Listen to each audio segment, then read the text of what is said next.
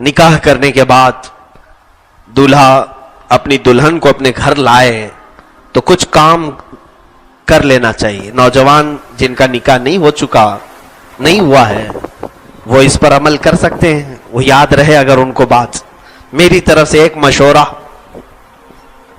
اور جن کا ہو چکا ہے بس وہ دعا کرتے رہے. پہلے تو یہ ہے کہ حضرت آدم علیہ السلام کا جب نکاح ہوا تھا جنت میں ہوا ہے. یہ بھی دیکھیں یہ نکاح اس وقت ہوا ہے جب ابھی نماز بھی فرض نہیں تھی.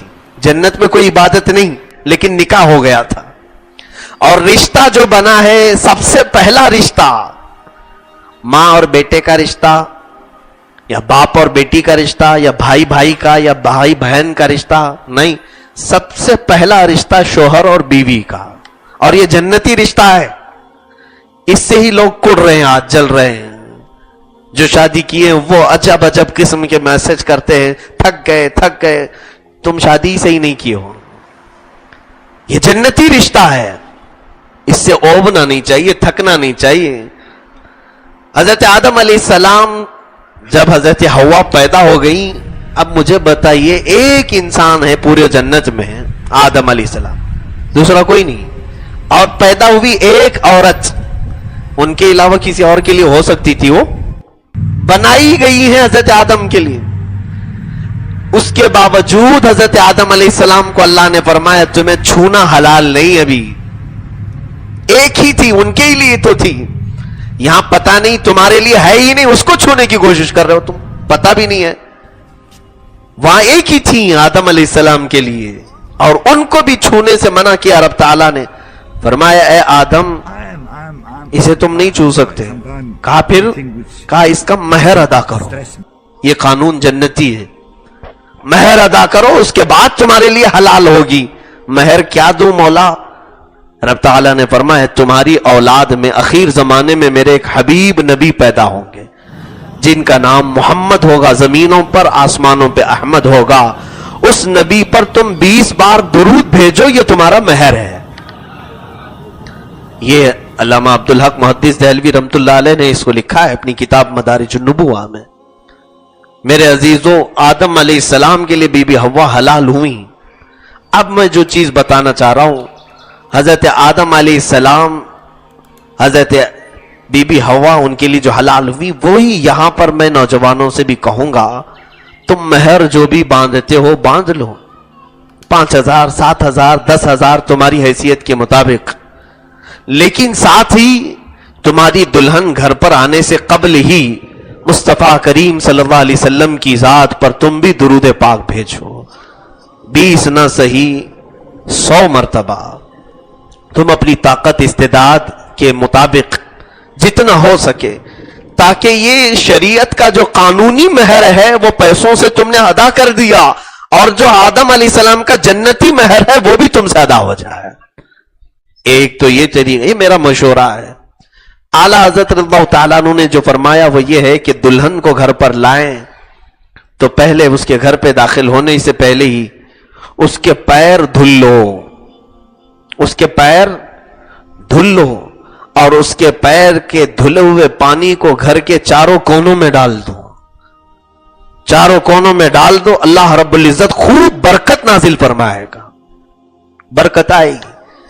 اور دلہن جب گھر پر آ جائے تو پھر فرمایا کہ رات کو جب تم تنہائی میں ہو جاؤ گے, حجلِ عروسی میں تم آئے, آج پہلی رات ہے ملاقات کی, تو دلہن اور دولہا جب اکیلے ہو جائیں, تنہائی ہو جائے, خلوت صحیحہ ہو جائے, تو سب سے پہلے وہ اپنے غلط طریقوں سے ملاقات نہ کریں, ہائے ہیلو نہیں, سلامتی کے ذریعے سے ایک دوسرے کو سلام کریں. اور یہ سلام تمہارا اللہ نے اگر قبول کر لیا تو ہمیشہ دونوں سلامت رہو گے.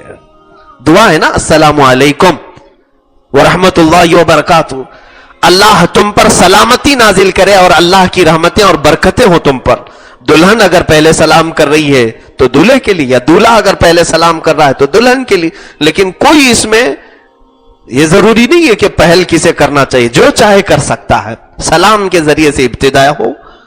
اس کے بعد ابھی وہ اپنی دیگر گفتگو شروع کرنے سے پہلے اپنے دیگر معاملات کرنے سے پہلے سب سے پہلا کام وہ یہ کرے کہ دلہن کا دوپٹہ لے لے، اس کو مصلی بنائے، جانماز بنائے، اور مرد باوضو عورت دلہن کے پاس جائے جب وہ پہلی رات میں جا رہا ہو، اور اسی دوپٹے کو مصلی بنا کر اس پر 2 رکعت نفل ادا کرے، اور اس کے پیچھے اس کی دلہن اسی دوپٹے پر 2 رکعت نماز ادا کرے، اور پھر اس کی پیشانی پر اپنا ہاتھ رکھ کر کے دولہا صرف یہ دعا کرے، اللہم انی اسألک من خیرہا و خیر ما جبلتہا علیہ، یعنی اے اللہ میں تجھ سے صرف اس کی خیر کا سوال کرتا ہوں، اور جس پر یہ جن اچھائیوں پر تو نے اس کو پیدا کیا محض مجھے صرف وہی اچھائیاں دکھا، اور میں اس کے شر سے پناہ مانگتا ہوں، اور جو بری چیزیں اس کے اندر ہیں ان تمام چیزوں سے مجھے بچائے رکھ۔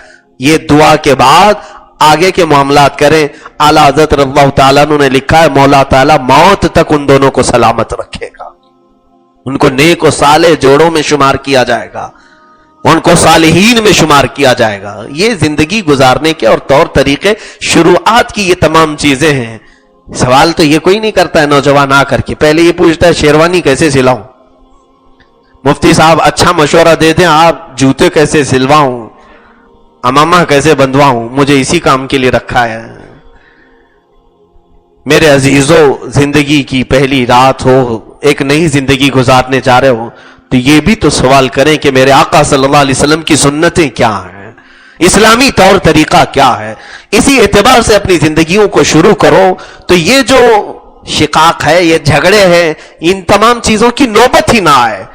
میں یہی دعا کرتا ہوں مولا تعالی ہم سب کو جنتی لطف دنیا میں بھی عطا کرے اور آخرت میں بھی عطا کر رہے ہیں، اور بیوی کو بوجھ نہ سمجھیں، اور کوئی بیوی اپنے شوہر کو بوجھ نہ سمجھے، اور جس نے یہ سوچ لیا ابھی سے، اور حقیقت میں اللہ اسے بوجھ بنا کے ہی رکھے گا۔ جس نے سوچا یہ بیوی میری بوجھ ہے، روزانہ کچھ نہ کچھ مانگتی رہتی، تم نے دماغ میں جیسے اس کو بوجھ سمجھا، رب تعالیٰ نے تمہارے لیے اس کو بوجھ ہی بنا دیا۔ اور تم اگر یہ سوچتے کہ اللہ تعالیٰ نے میرے حوالے اس کو کیا ہے، میں ذریعہ بنا ہوں اس کے رہن سہن کا، اس کے کھانے پینے کی، اس کی تربیت کا، تو اللہ تبارک و تعالیٰ ایسے آسانی سے تمہارے لیے رزق کے دروازے کھولے گا، تمہیں پتہ بھی نہیں چلے گا۔ ایسی جگہ سے رزق آئے گا جہاں تمہارا گمان بھی نہیں ہوگا۔ بوجھ نہ سمجھے، نہ عورت مرد کو بوجھ سمجھے، نہ مرد عورت کو بوجھ سمجھے۔ یہی زندگیوں کے اسلوب ہے میرے عزیزوں۔ اللہ خیر والے معاملات فرمائے۔ ایک ہی آیت کی میں تفسیر کر سکا، دوسری آیت انشاءاللہ کل عرض کرتا ہوں۔ وآخر دعوانا ان الحمدللہ رب العالمین۔